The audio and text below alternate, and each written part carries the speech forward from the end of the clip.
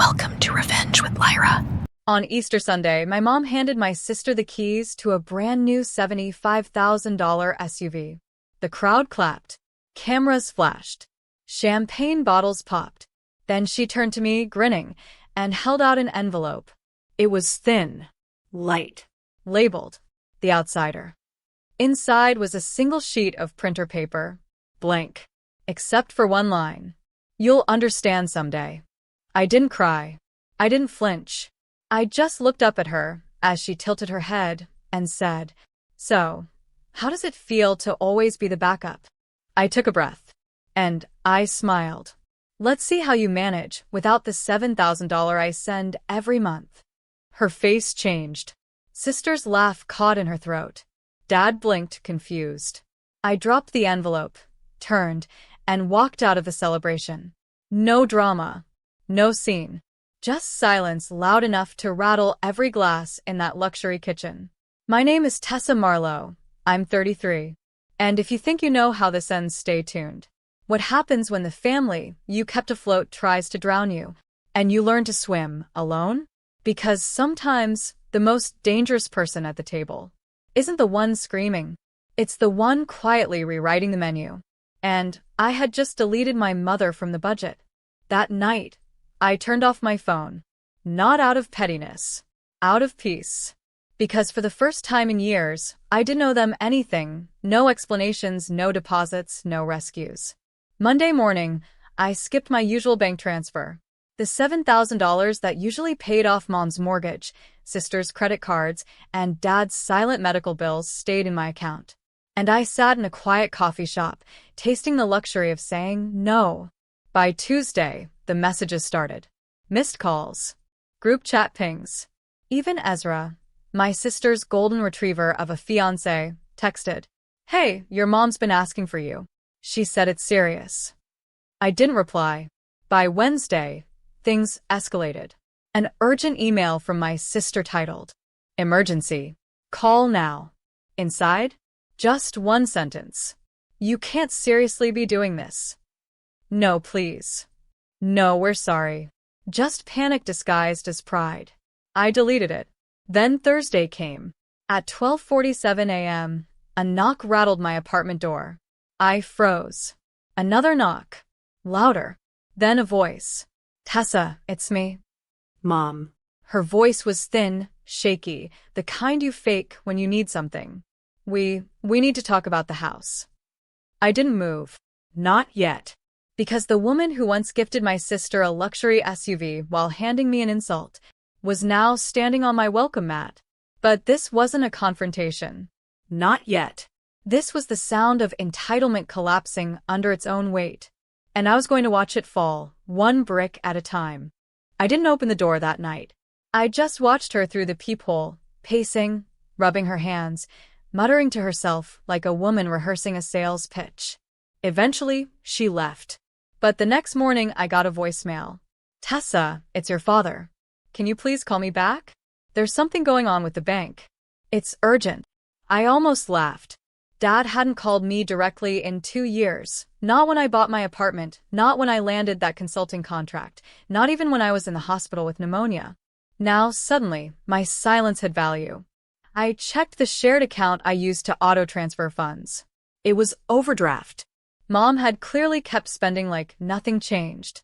There were charges for spa days, for Ezra's tuxedo rental, for a wedding planning retreat in Aspen. They'd used the money I earned working 80-hour weeks like Monopoly cash. Then I found something else. A digital copy of the trust fund statement for my late grandfather's inheritance, a $150,000 amount that was supposed to be split between me and my sister. It had been drained. Every cent rerouted to cover household expenses. Signed off by my mother, using power of attorney. The betrayal wasn't just emotional anymore. It was legal. It was financial. It was criminal. And yet, all they wanted was for me to keep paying like nothing happened. This wasn't about a car or a party or a stupid envelope anymore. This was about a family that saw me as a wallet with legs. And now that the wallet walked away, they were scrambling to find the zipper. But I wasn't done. Not even close. I booked a meeting with a financial advisor the next day, one of those no-nonsense women who wears sharp glasses and sharper heels. I laid out every document, the overdraft statements, the inheritance records, even screenshots of the trust withdrawals. She didn't blink. You've been financially exploited. Reclaim what's yours, legally and clean. She helped me freeze the remaining joint accounts, revoked my mother's power of attorney, and filed a formal fraud alert with the credit bureaus. I wasn't playing victim. I was preparing a case. Later that week, I mailed 3 letters. One to my parents, one to my sister, and one to their mortgage lender. Each letter included a notarized statement that I was no longer financially liable for any of their debts. By Friday morning, chaos had bloomed. My sister called 5 times, then sent a text. "You're seriously ruining everything over some stupid car?" Mom emailed, "This isn't how family works." But the final blow came from Ezra. He left me a voicemail, his voice tight with anger and disbelief. "Do you have any idea what you've done? Your mom's house might be repossessed." And that's when I realized something. They never feared losing me. They only feared losing access to me, to my money, to my silence, to my obedience. But I was done funding my own erasure. They wanted me invisible and useful. Now I was visible and unavailable. And the woman they called the backup? She was finally becoming the main character. The next time they saw me, it wasn't at a dinner table.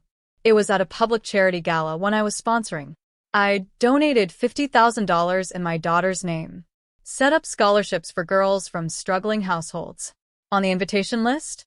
Not a single family member. But Mom showed up anyway. She wore a smile like armor, acting like she belonged, hugging people who didn't recognize her. Then she saw me on stage, holding the mic as I dedicated the fund to the women who were overlooked, underestimated, and quietly erased. "This is your reminder.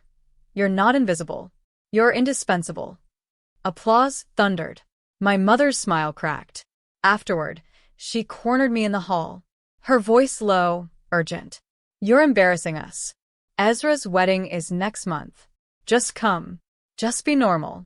I looked her dead in the eyes and said, "I hope he enjoys his gift. I used the money you stole from my inheritance and turned it into something unforgettable." Her jaw dropped. She hadn't even realized I knew. Behind her, a reporter from the local newspaper waited to interview me about the scholarship fund. "Excuse me," I said to my mom. "Some people actually value what I have to say." That night, they tried to smear me online. Subtle digs, passive-aggressive comments, accusations of being dramatic, unstable, selfish. But I had screenshots, receipts, legal records, and more than that, I had peace. The same girl who was once labeled the outsider was now untouchable, not by revenge, but by evolution. The storm didn't end with whispers. It ended with paperwork. I walked into a downtown law office the following Tuesday, holding a thick manila folder. Inside, a full audit of the inheritance my grandmother left me. The one my mother had claimed was tied up in taxes. Turns out it had been liquidated 8 years ago. By her. She used it to buy that $75,000 SUV. To fund Ezra's college tuition. To renovate the lake house she claimed came from savings. There was even a forged signature on a withdrawal slip. I handed the folder to a lawyer named Camille, a pit bull in pearls, and watched her eyes darken as she flipped page by page. "We have a case," she said. "A strong one." And that's when I made the final decision. I wasn't just walking away, I was pressing charges. For fraud. For identity misuse. For breach of fiduciary duty. The next morning, my family's group chat exploded. "Ezra, how could you do this to your own mom?" "Mom, I only did what was fair." "Aunt Lila, you always love drama. This is too far." "Me, tell it to the judge." Then silence. Until noon. A text from Mom. "Let's talk. Privately. Please." But I didn't reply. Instead, I posted a single photo online. A screenshot of the court filing, blacked out names, just the heading visible. Caption: "Some things aren't family matters. Their felony matters. By sundown, Ezra had deleted his LinkedIn. Mom locked down her Facebook. And I got a DM from a girl I hadn't spoken to since high school. You were always the quiet one. I'm so proud of you. It was Easter Sunday again, a full year since the SUV incident. I got a card in the mail. No return address. Inside was a photo of my mom, Ezra, and my aunt holding up signs that said, "Family forgives. Let's heal. Come home." Taped to the bottom was a check for $7,000. The exact monthly amount I'd stopped sending. Guilt, gift-wrapped. But here's the thing, I wasn't the same girl who used to beg for belonging. I was the woman who built a life on her own terms, and had the scars to prove it. So, I didn't cash the check. I framed it. Later that evening, they pulled one last card. A surprise family intervention. They showed up at my apartment unannounced. Mom crying. Ezra pacing. Aunt Lila holding a folder. We drew up a contract. Aunt Lila said, "We'll pay back some of the money. Let's just fix this." I asked, "Why now?"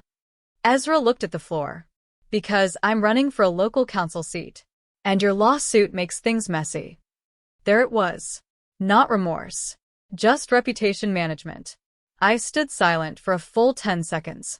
Then I turned, pulled a file from my desk drawer, and handed it to them. It was a withdrawal letter. From the family trust. From the group chat.